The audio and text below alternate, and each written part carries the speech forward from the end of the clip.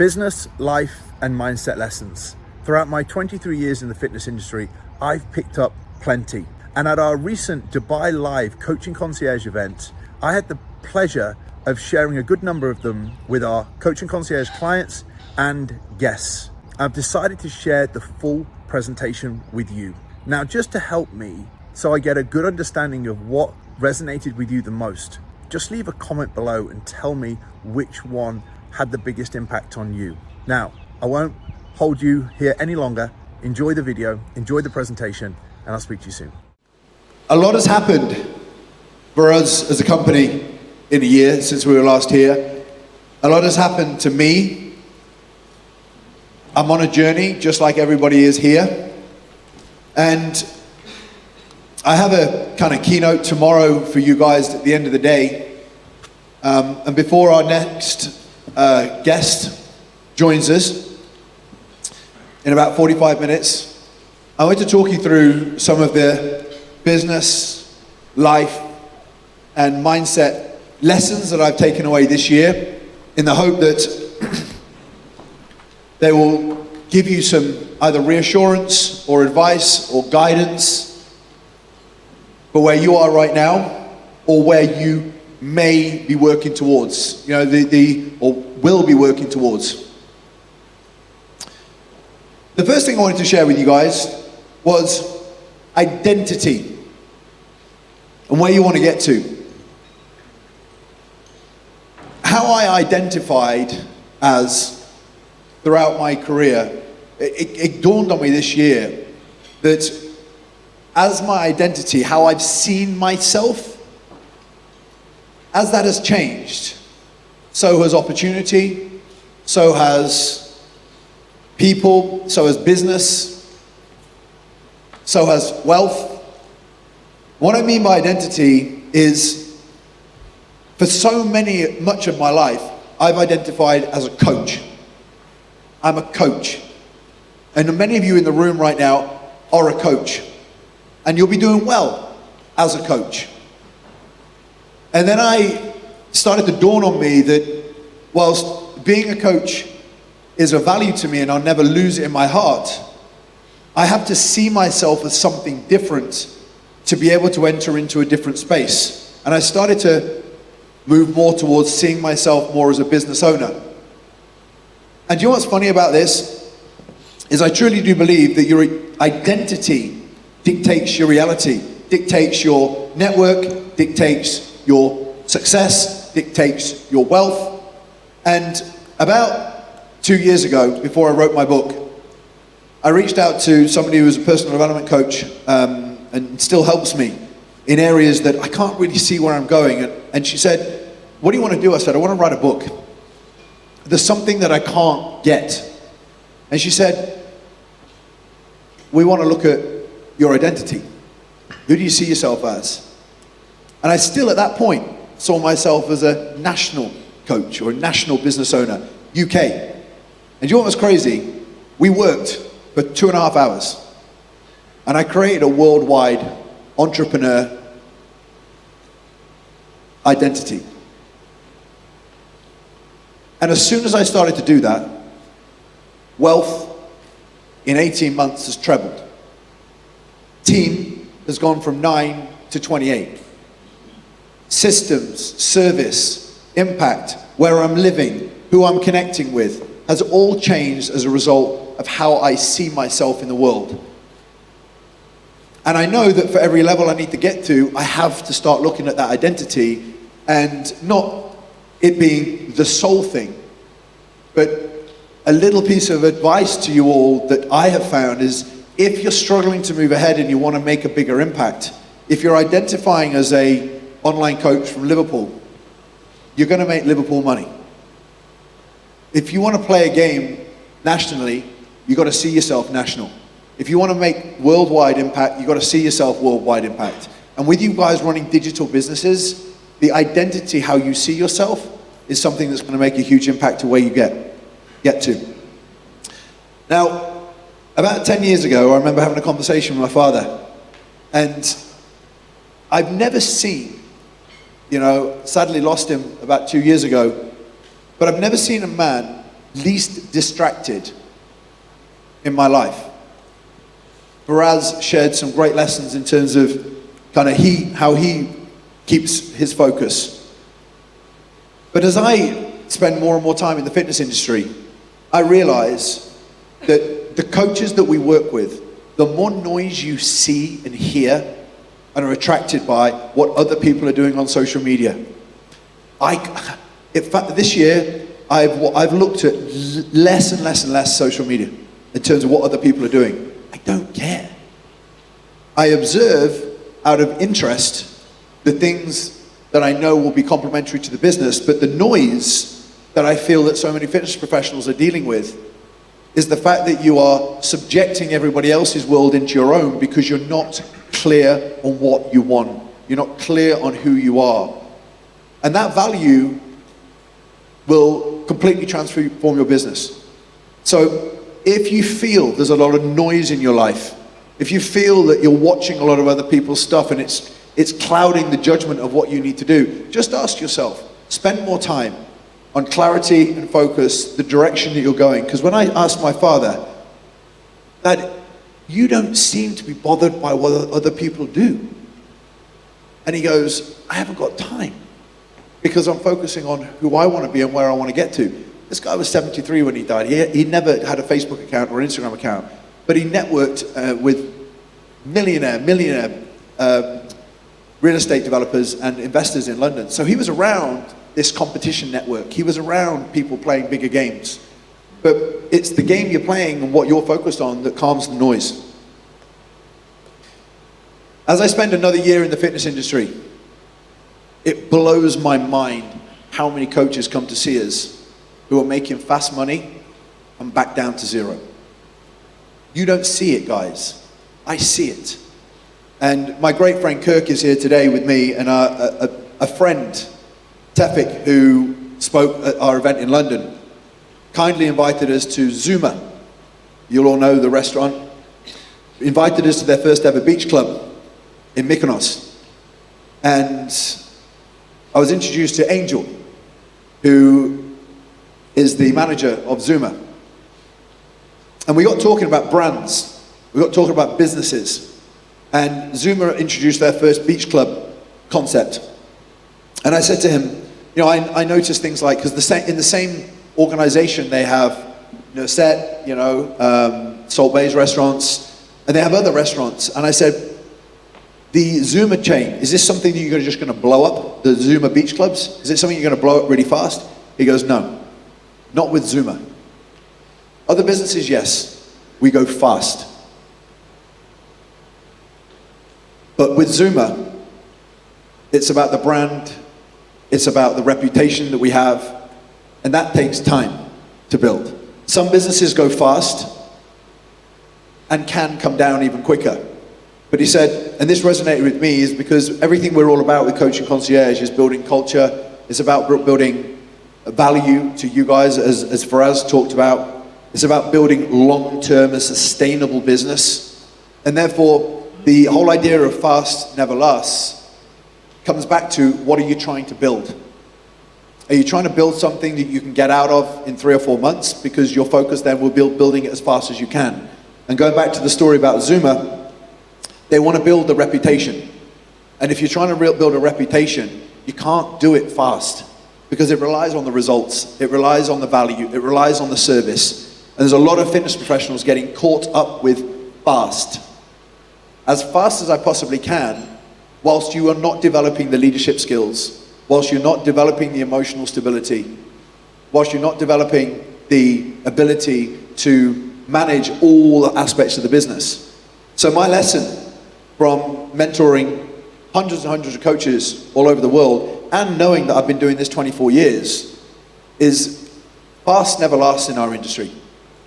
And delayed gratification is something that's so important for you guys to learn. And when I talk to some of the most successful fitness professionals, as you've probably seen, I'm interviewing quite a few people at the moment, right? Ollie Marchon recently, okay? Ollie and I had a conversation, he's been doing this a long time. And right now is where things are really starting to kind of take off. But the ability for you guys to grow fast is exciting, but just be careful that you're not trying to grow too quickly at the detriment of the business and the long-term vision that you have. I want to get a lot done. I'm very grateful for Sarah in that she pulls me back because there's a lot that I want to get done. Let's do this. And I've been really keen to start new things. Just to give you an idea, let's jump on LinkedIn. There's a lot of money to be made on LinkedIn, okay? Let's start a Facebook group because there's a lot of money to be made in a Facebook group. Let's create this YouTube funnel. There's a lot of money to be made in YouTube. However, there's a lot to master in what you're doing right now. Huge amount to master still. And with that, majority of the systems that you guys have in place aren't optimized. Your sales systems, the funnels that you're running. Christ, you guys start sending a few DMs and think you've nailed outreach. I haven't nailed outreach in 10 years. And that's not to say that we're not doing very, very good at it. We do. But there's optimizations that we can make. And I'll say this in the fitness industry. If you're running one or two things and you're prepared and patient to optimize what's working, there's not a person in this room that can't do 50K months minimum. I guarantee. But I spoke to somebody the other day who's doing 15K months, and he said to me, right, I just got to jump on LinkedIn. I know people are crushing it on LinkedIn. I said, dude, you've got 15,000 followers. You'll hire me to teach you how to get very, very good at turning 15 to 30 on one platform. And guess what he did? Didn't sign up. Didn't come on board. Just wanted the shiny LinkedIn thing. Our team meeting yesterday was optimizing what we have in the business, making it better. And so the lesson that I take just from my own life, business lessons this year, is we have refined our sales systems this year. We've refined our outreach systems. We've moved people out of the company and replaced them with better people. But we've not added new stuff in, lots of new stuff. And that's a company with 28 employees in the company, or a team of 28. So the lesson to you guys is, have a look at what you're doing and ask the question of your mentors, your coaches, or people in your own network if you don't work with us. Could you have a look at my systems end to end?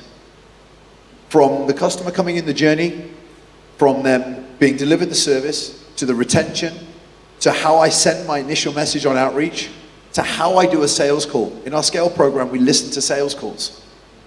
And they're not the best, right? They're not the best. That's not a problem. That's not a problem. But they can be better. They can be so much better. A sales call, if you're getting a lot of inquiries into the business, is not a conversation. It's a strategized closing technique to ensure that the person coming on the phone that wants help gets the help they need. But if they leave without paying you, you've not closed them properly. So the sales system can be better.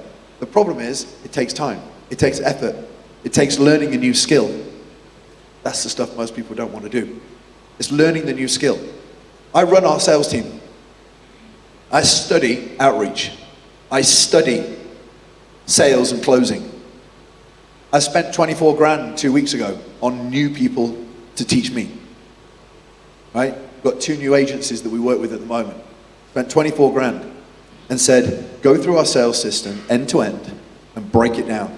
And I came off the call, I was like, fuck. In a good way, 50% of it needed improving. And we do a lot. So my point to you is, if you're making 6K, 7K, 8K a month, and you're ready for the next thing, we got a team of 28 and nearly 300 clients, and we can be better. So be prepared to stay on that one thing. Be prepared to stay and optimize those systems. And be excited to learn the thing that you don't know. And it might mean just sticking on it, but here's the thing, I put a post out probably about 3 or 4 months ago. You do the leg extension when you train, every freaking week. But you don't go, fuck the leg extension, I'm gonna go and find something else. You come back to the leg extension, you just make it better. You're on the lat pull down, you just make the lat pull down better. You execute better, you go away and study execution. So these two things here this year, from the work that we do with our coaches and the clients that we work with, it's optimizing, systemizing, and being prepared to just stay on the stuff that you know will make you better. And last year, I put 20 grand down on a different mentorship. As Faraz says today, worst investments. 2 years ago, I invested in a mentor that was shite. And I paid 20 grand, and I didn't ask for my money back. Because it was me, my decision, right? The reason I say this is, just recently, we paid another chunk of money to a different agency, and they came in, and Sarah pointed this out to me. It was an important point she said. The mentor will tell you what to do. Go and do this. If you understand your values and vision of the business, you'll make the right choice of what mentor's right for you. If you make the decision, what are my values? You know, Kirk and I's great friend, Chris Bailey, always used said to me, your vibe attracts your tribe, right? And it's so true. I didn't listen to my gut when I hired the mentor last year. Because do you know what they were doing? The guy was making $1 million a month at 27 years old. Right? And I was like, okay, I've got to hire this guy, find out what he's doing. And it was not aligned with what I do at all. It was really, really aggressive, selling, stealing people's businesses, taking people away from people. I was like, what the hell am I doing? Jumping on calls with listening to underhand business strategies. And I was like, this isn't us. What the hell am I doing? And all I did was realign myself with my values and my vision. And the mentor recently said, you need to do this. And I was like, great, let's do that. And then you stop and you sense check yourself and go, is that right decision for our company, our values, and our vision? And the answer was no. I'll take a bit of what you've advised me, but I'm mature enough to know. Now, some of you guys are not necessarily in business mature enough just yet. So you will take advice from people potentially that aren't aligned with your values and vision and make a mistake. So this is why I come back to your own personal development, your own values and vision. If you nail them, you'll nail the people who you're asking the right advice for. And that will be the people that will drive you forward. You know, we've got, honestly, the best intentions with every single person in this room. And there is not one person in this room that's not in our program that won't be wealthy, 100%. But there may be things that we know you need to do now, which maybe aren't what you want to hear, but because we've been doing it for a hell of a long time, we'll keep you there, and then you will get to where you want to get to. So our big thing is, we don't mind holding people back. But my big thing was the mentors telling me this year, we've got to do this, we've got to do that, without sense checking myself. So just remember, you know, we are right, every other mentor might not be. But just understand that. And this goes hand in hand with the mentoring. I want to just give you a piece of advice this year. We're mentoring businesses that are doing $250,000 a month, right? Mentoring businesses that are doing $250,000 plus, right?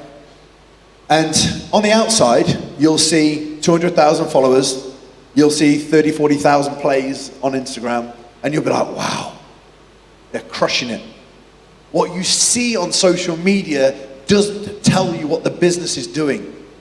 One of the businesses we work with that's doing even more is a shambles. It's generating inquiries because of social media reach. It's generating a huge amount of revenue. But the systems and the people and the time management and the leadership, if this business keeps going 6 months, it will be in the bin. They always say NFL, sport, not for long. Because people join NFL, they make their millions of contracts, but if they injure themselves or something goes wrong, their career's gone. It's the same in the fitness industry and what we're seeing on social media. People are making fast money and they come back down. There was a multi-million turnover business mentoring program. And everybody was watching it. I won't say who it was. And then 6 months later, they'd been running for like 2 or 3 years. 6 months ago, I watched a video. The owner had crumbled. Not happy, not fulfilled, okay? So what you see on the outside, just sense check yourself. Try and get in and understand what's happening in people's businesses before you're the fastest person to say, they've got 500,000 followers online, I need to ask them what they're doing, right? Just be careful on social media that you're not just watching and going, they're crushing it. Because we mentor these people. We have them coming to us for advice. And what you see on the inside, there's no corporation structure, there's no systems, The service is all over the place. The clients are not particularly happy. There's no customer feedback. There's no customer journey. It's making money, but it won't be able to sustain it. We spent 3 hours yesterday as a team just on the product. For all of you guys in our coaching program, the next 6 months is going to be amazing. Because as a team, we broke down our product from start to finish. Again, we know what's not working. We know. We know what can be better. And we know the value can improve. And we know that more people need to come into the company. But your product can always be better. As Faraz said, the value that you bring, your product can be so much better. So it takes actually looking inside the product. It takes analyzing other people's products. It takes a degree of vulnerability for you to go end to end and ask your customers or ask your mentors to look at the product.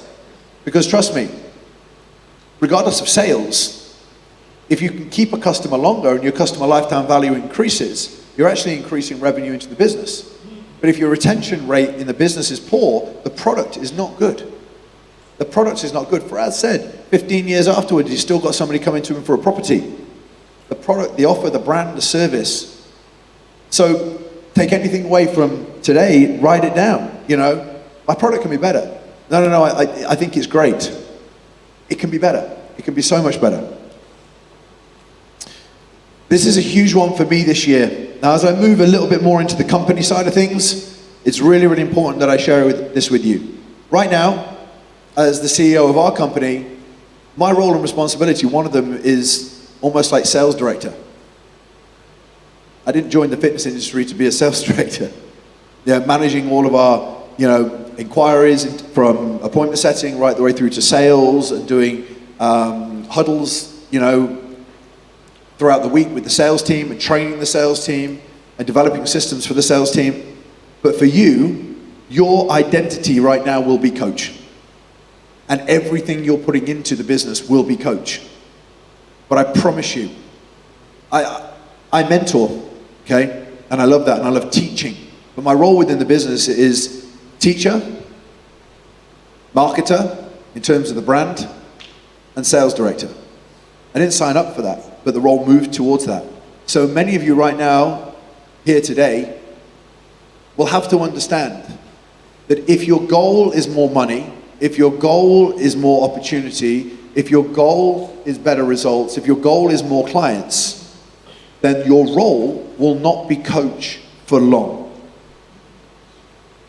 Now, the funny thing is here, when you coach 10 clients, 10 quality clients, that's way better for you in the business than having 70 that you do poorly.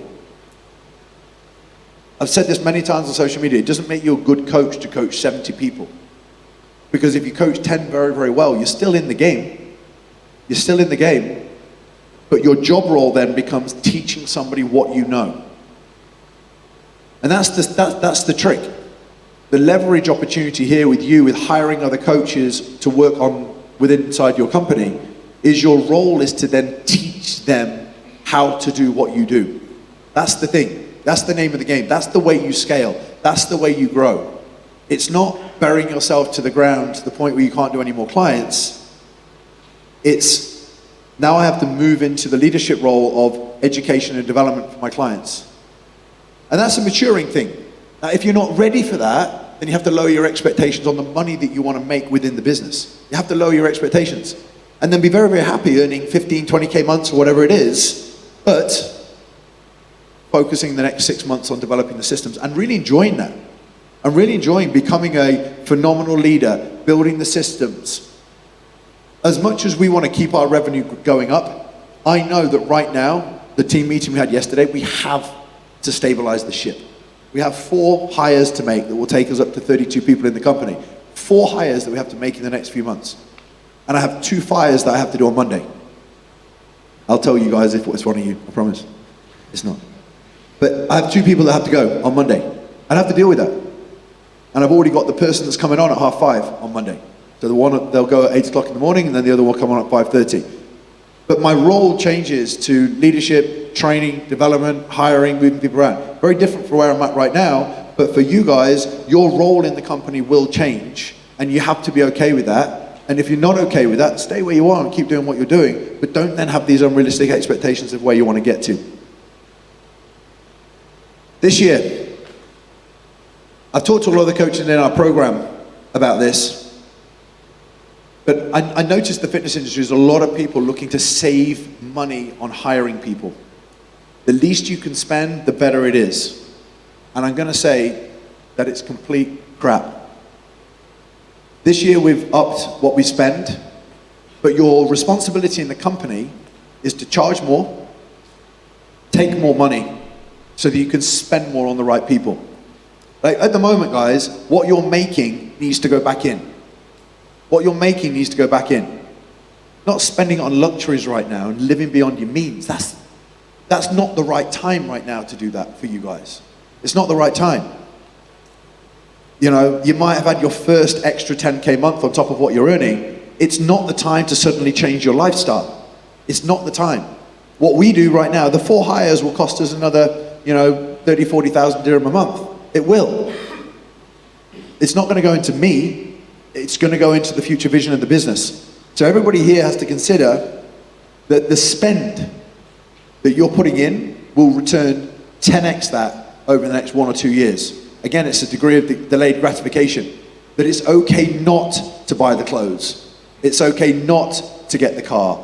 No one gives a fuck what watch you've got. Okay? No one gives a fuck what watch you've got. Okay? I've said this to so many people. I interviewed Olivia Otrosky, and she said something that was fascinating. If social media didn't exist, would you compete? Would you actually get up on stage and compete if social media didn't exist? Would you buy the watch if you had to wear a long sleeve shirt all day, every day? Would you? It's just a question. Who's it for? Because right now, as soon as you get that extra 5 or 10K in your bank account, I've got to freaking show people I'm killing it. No, you don't. I've got to show my team we're killing it by yesterday committing to 4 hires in the next 3 months. And then I see the end of the table light up when I tell the team we're going to implement all these things over the next 3 months. They're like, amazing. This is going to be brilliant. That's fulfilling to me. Now, that's a hard thing that you guys have got to get your heads around over the next, 2, 3, 4 months, 1 year, 2 year in business, is no one cares what you have and what you're presenting. They care more about their own journey. But the problem is with what your fascination with is trying to prove to people what you have, you're delaying you getting to where you want to get to because you don't have any cash to do the next level. Another big thing this year that I promised with the team, anybody that's hiring, whether you've got one coach, whether your girlfriend's in the company helping you out and getting paid, whatever it is. One of the things, the mistakes I made when I owned a gym, okay? The gym that we have in Nottingham, those of you who don't know, the doors are closing in about 2 weeks. It's been an amazing part of my life for 10 years, but one thing that gym taught me was the team underperformed and didn't move forward, and I used to get frustrated with them. And the one thing that I didn't do with my team that I really could have done better at that time was to provide a better career path. Show them what's next. So I just want to encourage you guys that the people that are working inside your organization, whether it's one person or you're about to hire somebody, you're not going to get to where you want to without them. The team that I brought up on stage earlier, I'm not going to have the life I want and make the impact that I want without them. So it's my responsibility to ask them, where are you going? Where are you trying to get to? You got kids? You want to take them, send them to a certain school? Do you want to buy a new home in the next 3 to 6 months? You have to have those conversations with the people in your company because it's your responsibility to help them to move forward. So the team in our company, I work for them to a certain degree. I'm working for them to help them get to where they want to be. So they will stagnate. Everybody's going to stagnate. You're earning a certain amount of money, you're doing a certain amount of job, and then you've got to sit and have a conversation and say, do you feel inspired? If people aren't doing what you ask them to do, you don't shout harder at them. If people aren't doing what you have them in the company to do, they're not inspired to do it anymore. So it may mean sitting down and realigning what it is actually that would inspire them. My team are everything. The team around you guys are everything. And please understand this. I talk a lot about team over the last 5 or 10 minutes because everything you want to achieve, you're going to have to fast track your thought process into leadership. For some of you right now, it's only going to be 6 months before you're going to need to do a hire. Some of you right now are hiring already. There's many of you who've got a team. But yesterday was one of the most fulfilling days of my whole career. Thanks to Nick and the team at WellFit for taking us through a training session. It was amazing. Just had such a laugh, guys, such a laugh. And then we went to have some food and we had a meal, and then we went to a meal at the Atlantis. Couldn't give a shit how much it cost, because that was not what it was all about. It was about the experience for the team. And do you know what?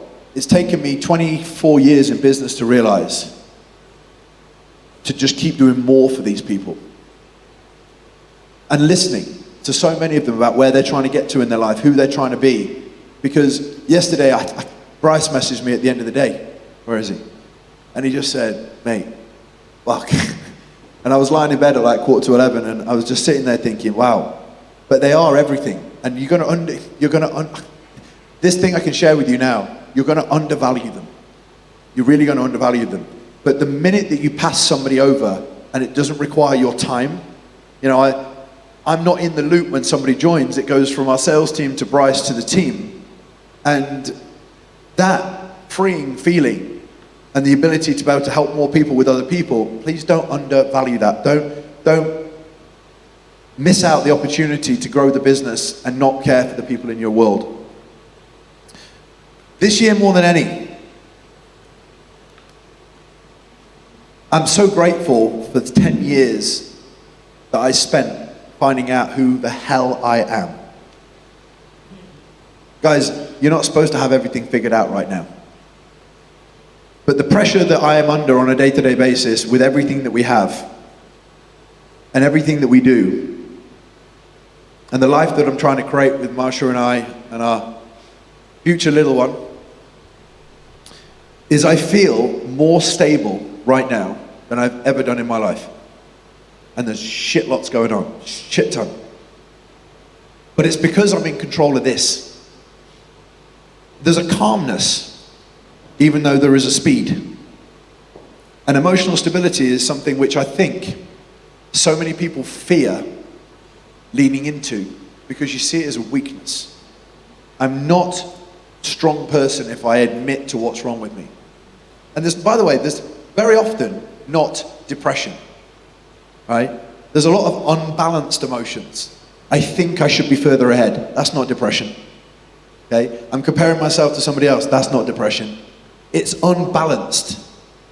You're seeing too much of a polarized part of where somebody is. They've got more than me. You don't need medication to fix that.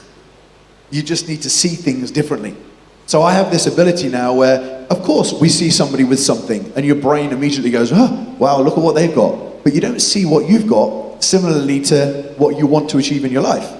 So you become emotionally unstable. So everything you see, you think you haven't got until you stop and someone says, show me where you've got that relative to what you're trying to achieve. And you go, Christ, I didn't see that. And then suddenly this depressive feeling just disappears. You don't need a drug for that. So one thing I want to make sure in the fitness industry that I have done throughout the next 5-10 years is remind people that, you know, yes, there is times where there is a degree of intervention medically that people may need. But very often the feelings that you have right now, the doubt, the frustration, the fear, the anger, resentment, the doubt, you're not heading down a spirally road to needing antidepressants. It's something you can take control of. Whereas talked about knowledge. My first thing that I did, Jane Bateman, an old NLP coach of mine, just gave me the secret ones. Now I don't believe in, you know, just saying that I want to be successful and then waiting for it to happen, right? But it was the first book that I read. And that led me to the next book. And I went, Jesus, we had a great meal last night. Ivan and I were talking about, possibilities. And James, we're all talking about what's possible. And if the missing link with you right now is a lack of knowledge around your mind and your emotional well-being, if you spend the next 6 months studying it, like you've studied biomechanics, like you've studied nutrition, if you're more informed, you're more in control. And so right now it may be that you're just less informed with the thing that seems to be going friggin' nuts, which is this. Right? So if you spend all that time working on your training, your nutrition, your sleep, your rest, your recovery, you're crushing that, but your head's a shed, just pull back on the training knowledge for a little bit and spend time investing to learn more about this, because emotional stability will get you to the next level. So many times I turn around to people and I say, you don't need another funnel. You don't need to do this. You just need to be more in control of this. So emotional stability is, to me, probably the one thing this year that I've been blown away by, my ability to stay controlled under pressure. And that's because I've spent the time that I have controlling what's in here. My relationship with my wife, and I watch this a lot with young coaches at the moment, and because as coaches growing, the one thing that you're all going to do, guys, as your business grows, is there's a good chance you'll forget the person closest to you, because you'll become so inspired by what you're doing, and you'll feel that your partner isn't keeping up, that you'll feel you're growing apart. Now, if your values don't align, then yeah, it's normal for you guys to be able to just spend more time doing your own thing. But Marsha and I talk a lot. Where are we going? What are we doing? Are you inspired by what you're doing? What could we be doing better? Are you happy? Are you fulfilled? And as we grow, we have more of these conversations, committed conversations, and ask each other these questions. Because as I've grown up more and more, I realize that the vision I have is very lonely if it's just my own. If it's a vision that's shared together, then it's probably the most powerful thing that I have inside me right now, is we are trying to get somewhere. And my lesson to you guys is, if your partner means that much to you, bring them with you, communicate with them, understand each other's values, have difficult conversations. Because in business, in leadership, you spend all your day managing your team, training your team, putting time into your team, and then come home and spend no time with your partner, and then your partner slides back and then you go forward. Well, if anything goes like this, it grows apart. Okay? So much is changing in our life right now, moving to Dubai, growing a bigger business, me being more inspired by the business, having a baby. There's so much that's changing. Without communication, it'll all fall to pieces. Okay? Without communication, it'll all fall to pieces. Massive this year. Throughout the last 10 years, there have been phases where making more money and earning more money and wealth, and so many of you in the room right now are like, I just want to make more money. Tell me why. If there is no meaning to what you're trying to achieve, fuck, it's empty. It doesn't make a difference how many more zeros are on your bank account. It doesn't make any difference. It's just increasing in revenue, and then you want the next one. So when I started to look at that and say, continually, what is it for? What's wealth for? Wealth for me is being able to build a bigger team. Wealth for me, and this is why I'm so happy to talk about the term wealth, and in the fitness industry it's kind of poo-pooed because it's associated with luxury, just buying luxury goods, and that's somebody that's wealthy. To me this year, moving to Dubai, the money that the business makes and the opportunities we've had is not only wealth is for me, but it's allowed me to be able to buy a home, look after my family, invest in the right healthcare, invest into the team, invest into innovation over the next 6 months in the progression of the business. So as Faraz said, which was a reason for asking the question, don't be ashamed of wanting wealth. Don't be ashamed of deserving wealth, but put meaning to it. What's it for? What are you trying to build it for? Investments for the future, building a better team. rewarding yourself. Because once you start to place meaning on it, it doesn't become a trashy word. It's a necessity to be wealthy. And I quote Faraz, it's a responsibility that you have to the commitment that you make to the vision that you've set for yourself. And when you become okay with it, more will come. But I encourage you to put meaning to it. What is it for? How is it going to get me to where I'm going to get to? And how am I going to use it to support those around me? This, more than ever this year, you reward yourself aligned with what you value the most. I remember about 2 years ago, I was talking to a coach that was always putting himself under pressure, but never rewarding himself. See, I haven't bought a watch. I haven't done much with what I'm earning. And I said, okay, bring your wife on the phone. She was in the house. And she said, what am I doing here? I said, he thinks he doesn't reward himself. He said, I don't, so I don't know why my wife's here. And I said to his wife, what do you guys spend your most money on? Historically, well, we always go on holiday every single year. Has anything changed? We went to Disneyland 3 months ago. How much would you normally spend on a holiday? $1,000, 1,500 quid. How much was Disneyland? 10 grand. Oh, cool. Took the kids, went to Disneyland. And he goes, wow, I didn't realize I did that. I said, you could have had a Rolex, but you're spending what you earn and have on the things that you value the highest to the things that you value the least. And when that was understood, it was a bit of a light bulb moment for me, especially from a coaching perspective, is it doesn't make you a bad person because you're not buying what everybody else is buying. This year for me, the things that I'm investing in are things that most of you will never see. I don't care. There's investments for our family and the future, and it's okay for not people to see it, but I'm investing in things that I value the highest to things that I value the least. I'm spending my money on those things, and I don't have to have people seeing them to necessarily see the value in actually doing it. And finally, there is no limit. And that's what last year my presentation was on, playing a bigger game. In this room right now, you may be at the beginning, middle, of what you perceive as possible. But I just ask you, after this weekend, stretch that vision. Write down some new numbers. Write down some new rewards. Stretch what's possible. When I came out of the meeting yesterday with Sarah, I went, here we go again. Because everything's stretched again. And that's okay. But the route to unfulfillment in business, in my honest opinion, is stagnation. When it's just not going anywhere.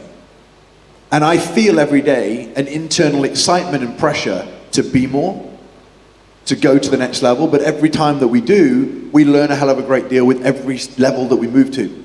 But I encourage you, you can play a bigger game. There's more. But the first off, you've actually got to write it down. What does it look like? And then you go and learn or find the people that are going to help you to do it. And you'll grow with every level that you go to. There will be a lot of challenge at every level that you're going to. But just make sure that you put that intention down of where you want to get to and make sure it's a bigger game. I know next year there'll be another level of lessons, another level of learnings. And I know I'll be a completely different person. Well, I'll have a baby by then, so that's a completely different, that's playing a bigger game, isn't it? But every single year I expect to stretch and push. And if you're at the same place next year, then you haven't stretched and you haven't pushed. So I hope you found some of these lessons of value. We're going to have a couple of minutes, put the chairs on the stage, and ready for our next guest. So thank you guys.